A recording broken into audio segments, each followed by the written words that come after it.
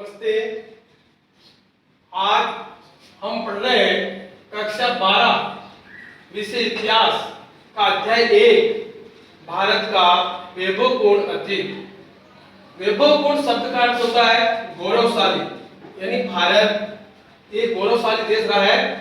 इसके पीछे कौन कौन सी विशेषता रही है, इसलिए आज का हमारा जो प्रकरण रहेगा वो रहेगा भारतीय इतिहास की जानकारी के स्रोत। यानी भारत के इतिहास को जानने के लिए हमारे पास कौन कौन से साधन है। स्रोत का मतलब होता है साधन। जैसे कि उदाहरण के तौर पर आज हम देखते हैं आज की जो परिस्थिति है उसके अनुसार अगर हम बच्चों को शिक्षा देने के कौन कौन से तरीके अपना रहे हैं, जैसे ऑनलाइन है, वीडियो के द्वारा है, ऑफलाइन है, बच्चे कोचिंग सेंटरों में चले जाते हैं, ऐसे बहुत से कारण हैं। इसी तरह से भारत के इतिहास के जानने के स्रोत भी कई रूपों में हमारे को प्राप्त हुए हैं। इतिहास के अंतर्गत मानव का संपूर्ण अतीत शामिल होता है। अतीत में मानव के संपूर्ण क्रियाकलाप इतिहास की श्रेणी में आते हैं। यानी इतिहास के अंतर्गत मानव का जो रहन सहन है, वो समाज में किस तरह से रहता है, वो क्या खाता है, क्या पीता है, उसके पूरे जीवन का जो क्रियाकलाप है वो इतिहास के अंतर्गत आता है। इतिहास जानने के जो स्रोत है वो मुख्य दो रूपों में बांट सकते हैं उनको हम। एक तो साहित्यिक स्रोत है, पुरातात्विक स्रोत। सबसे पहले हम आज जानकारी दे रहे हैं साहित्यिक स्रोतों के बारे में। साहित्यिक जो स्रोत है वो मुख्य रूप से 3 भागों में बांटे गए हैं। सबसे पहला है धार्मिक साहित्य, जो धर्म से रिलेटेड है। दूसरा है धर्मेंद्र साहित्य, जो एक व्यक्तिगत या एक राजा या वंश से संबंधित है। और तीसरा हमारा है वंशावली, तो कई जातियां होती है जो राजा महाराजाओं के दरबारों में जाते हैं और उनकी वंशावली लिखते हैं, जिसमें जैसे भाट है, राव है, चारण है इत्यादि। और इधर अगर हम देखते हैं दूसरा को है पुरातात्विक स्रोत। पुरातात्विक स्रोतों को हम 5 भागों में बांटते हैं। सबसे पहले हम चर्चा करेंगे साहित्यिक स्रोतों के, और साहित्यिक स्रोतों में भी सबसे पहले हम लेते हैं धार्मिक साहित्य। धार्मिक यानी 3 तरह के धर्म हमारे यहाँ चलते हैं, एक तो ब्राह्मण, एक बौद्ध साहित्य और एक जैन साहित्य।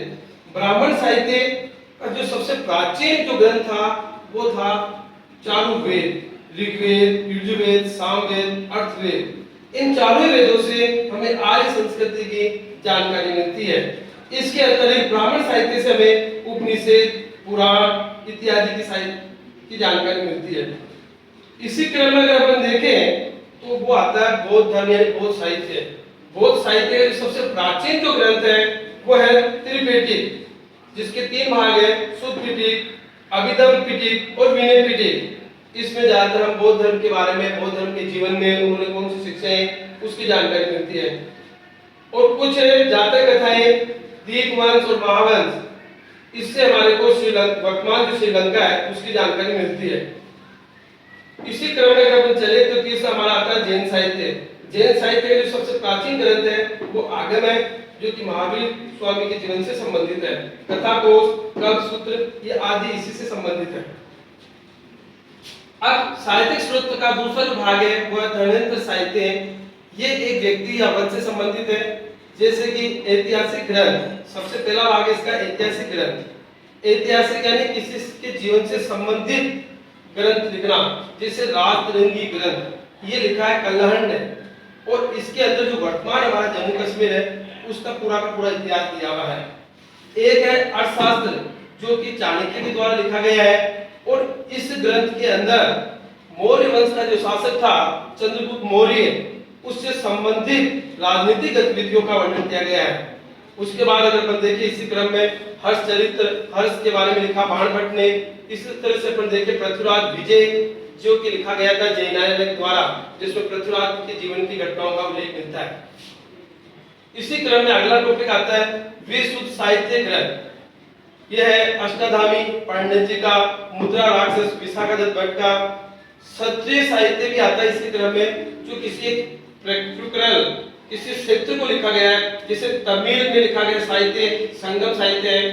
राजस्थान में लिखा गया एक ग्रंथ है वो है पृथ्वीराज दासो, जो कि चंद्रवर्दाई के द्वारा लिखा गया था। इसी तरह से कुछ इतिहासकार बाहर से भी आए थे, विदेशी विवरण के द्वारा भी हमारे को भारतीय इतिहास जानने के स्रोत मिलते हैं, जिसमें यूनानी है। एक यूनानी इतिहासकार आया था मेगस्थनीज, जिसने मौर्य वंश यानी चंद्रगुप्त के समय में अपनी एक पुस्तक इंडिका लिखी थी। इसी चीनी यात्री भी भारत में आया था, फायान और हेनसान। एक तिब्बत इतिहासकार भी आया था, तारनाथ, और एक हल्बी भी आया था। इस तरह से हमारे को विदेशी इतिहास के द्वारा भी भारतीय इतिहास के जानने के स्रोत मिलते हैं। और इसी क्रम में अगर अपन देखें तो वह आती है वंशावलियां। वंशावलियां जो कि एक राजा या परिवार या जाति या समाज से संबंधित घटनाओं का विवरण मिलता है, जो कि कुछ जातियां उस समय थी, जैसे चारण है, भाट है, राव है, ये राजा के दरबार में जाती थी और राजा के पूरे परिवार की वंशावली एक कॉपी के अंदर या डायरी के रूप में लिखा जाता था, जिसको पढ़ के उनके पूर्वजों के द्वारा उनके पारिवारिक संबंध, उनके कौन कौन सी घटनाएं उनके जीवन में घटी हुई थी, उनकी जाति क्या थी, प्रत्येक व्यक्ति का इतिहास, इन वंशावलियों से हमारे को मिलता है। इसी क्रम में अब इतिहास जानने का जो दूसरा स्रोत है वह पुरातात्विक स्रोत। साहित्यिक जो स्रोत है वो हमारे को लिखित में प्राप्त होता है, जबकि पुरातात्विक स्रोत है वो हमारे को खुदाई के दौरान मिलता है, जैसे कि उत्खनन से प्राप्त पूरा अवशेष। जब हम किसी चीज की खुदाई करते हैं तो हमारे को कुछ वहां पे आभूषण मिल जाए, मृत भांड मिल जाए, औजार मिल जाए, उपकरण मिल जाए, मिट्टी के बर्तन मिल जाए। जैसे सिंधु घाटी जो सभ्यता है वो उत्खनन से पुरातात्विक स्रोत ही माना जाता है। इसी तरह से आता है एक अभिलेख। अभिलेख होता है जो बड़ी बड़ी शिला है, चट्टाने हैं या पत्थर है, उन पे हम किसी राजा का पूरा इतिहास लिख दें, तिथि डाल दें, उसका क्रम डाल दें, उसका वंश डाल दें, तो तिथि युक्त नाम आ जाए, उसका वंश आ जाए, उसकी पूरी घटना आ जाए। जैसे उदाहरण के तौर पर अगर अपन देखें तो अशोक का जो शिलालेख है या अभिलेख है वो इसी का उदाहरण है। फिर आता सिक्का, मुद्राएं या मोहरें, एक ही चीज है।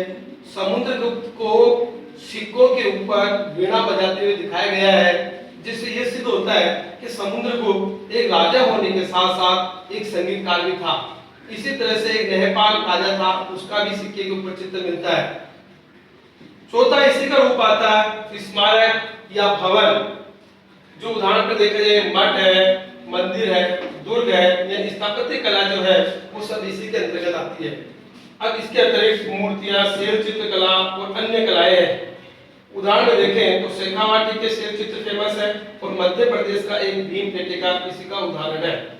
आज का हमारा जो टॉपिक था वो यही था कि भारतीय इतिहास की जानकारी के स्रोत, यानी भारत के इतिहास को जानने के कौन कौन से साधन है। मुख्य रूप से दो तरह के माने जाते हैं, साहित्यिक स्रोत और पुरातात्विक स्रोत। और आज का जो आपका होमवर्क है वो है पहला क्वेश्चन, इतिहास जानकारी के साहित्यिक स्रोत क्या है और इतिहास जानकारी के पुरातात्विक स्रोत क्या है।